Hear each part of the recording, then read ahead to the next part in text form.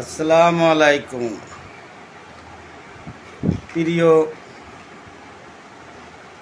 মুসলিম উম্মাহ ভাই ও বোনেরা, আসসালামু আলাইকুম। আমাদের ইহুদি মুসলিম ধর্মযুদ্ধ শুরু হয়ে গেছে, এক প্রকারে বেঁধেই গেছে বলা যায়। যেমন ফিলিস্তিনি সশস্ত্র স্বাধীনতাগামী যোদ্ধা হামাস, লেবাননের হিজবুল্লাহ, ইয়েমেনের হুজি বিদ্রোহী গ্রুপ, ইরাকের রেজিলেশন গার্ড আর্মি,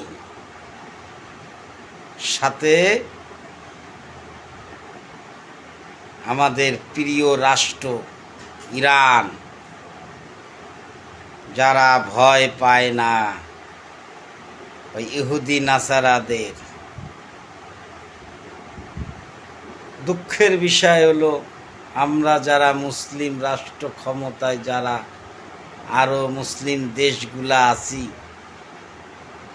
আজকের এই পরিস্থিতি আমরাই সৃষ্টি করেছি। আজকে আমেরিকা, ইসরায়েল আরও ২০ বছর আগে যদি আমরা তাদের আক্রমণ করতাম, আজকে তারা মাথা তুলে আমাদের মুসলমানদের, মুসলিম উম্মাদের উপরে কথা বলতে পারত না। হত্যা করা, আক্রমণ করা, মারা তো দূরের কথা। তা এখনো সময় আছে। জর্দানকে ধন্যবাদ জানাবো, ইসরায়েলকে আকাশ সীমা ব্যবহার করতে দেবে না, আমরা শুনে খুশি হয়েছি। সৌদি আরব, তুরস্ক, আরব আমিরাত, পাকিস্তান,